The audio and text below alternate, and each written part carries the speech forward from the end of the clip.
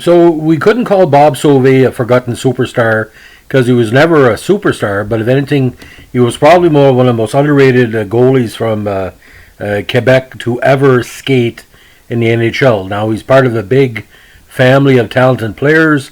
His brother JF was a strong skater in Europe and for Quebec Nordiques for a number of years.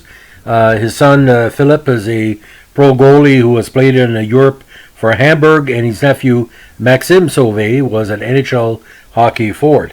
Now, Bob, his last name Sauve, of course, the literal translation would be saved or saved, which is kind of ironic.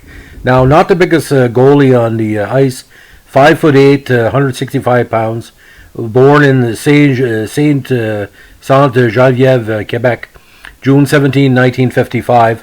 First came to major prominence, of course, like many people do, that make it the NHL, by playing in the Quebec International Pee Wee Hockey Tournament.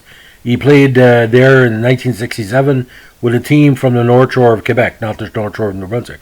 Now, after a successful junior career with the Laval National, Sauve was drafted by the NHL's Buffalo Sabres in the first round, 17 overall in the 75 NHL entry draft. Now, this came after he was named to the QMJHL's first All-Star team in 1974. He started his Q League career with Verdun in 72 with 34 games with a 6.0 average. 73, 74, and 5 Laval average upwards between 50 and 55 games a season. Even though the average was sky high, he did do well in the playoff rounds for all 3 seasons. Now, we played with the Providence Reds and the Charlotte Checkers in 76 for some seasoning. Then he was called up to Buffalo for 77 for 4 contests. Then had shared time with Rhode Island and Hershey. Now, 78, he put up some good numbers in an 11-game call-up, 6-2 with a 2.5 average. 78 split time again that year in Hershey. 79 back with the Sabres, 10-10-7. And 1980 became the full-time backup for Buffalo with a 28-4 record, and that was his first Vezina Trophy victory, where him and Don Edwards shared the best average in the league, and that year he did have the best overall average of the league for a player with 25 games with 2.36 average. Now, he was drafted again also by Cincinnati of the WHA, but his strong ambition was again to play in the NHL. Now, it was crowded in the 75 draft for Buffalo for goalies because Don Edwards was also taken in that route because they were looking to find a way to replace Jerry Desjardins and Roger Crozier, who combined couldn't put Buffalo over the top for the Cup in that 75 final against Philadelphia. Now, the goaltending duo of Sauve and Edwards was one of the most underrated at the time, had immediate impact on the Sabres as they eventually knocked off Montreal in the 83 playoffs, with Sauve leading the way with 2 shutouts back-to-back for Buffalo to take that 5-game series. On 5-game series. Now, Buffalo had given up on Sauve for a little while. He was traded to Detroit on December 2nd, 81, but was re-signed by the Sabres less than a year later on June 1st, 82. Now, this happened after Edwards was traded to the Calgary Flames.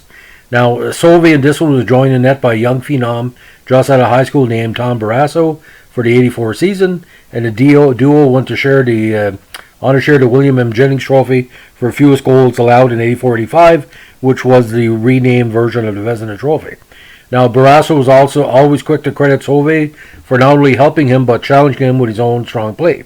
Sauve was then dealt again by Buffalo in later that year in 86 for a number 3 round pick in the upcoming NHL entry draft. Sauve spent 2 uneventful seasons in Chicago before signing with the New Jersey Devils as a free agent on July 10, 87. After 2 seasons in New Jersey, Sauve announced his retirement from the NHL in 89 due to chronic back problems which has plagued him for quite some time. Now, in retirement, he's been pretty busy. He's been active in hockey in several means, including as president of New Jersey Devils Alumni Association, then as a goalie coach, and later as a player agent. His list of clientele has included many of Quebec's biggest and most expensive names, including Patrick Roy, Vincent Lecavalier, Jocelyn Thibault, Pierre Turgeon, Vincent D'Anfous, and Simon Gagné.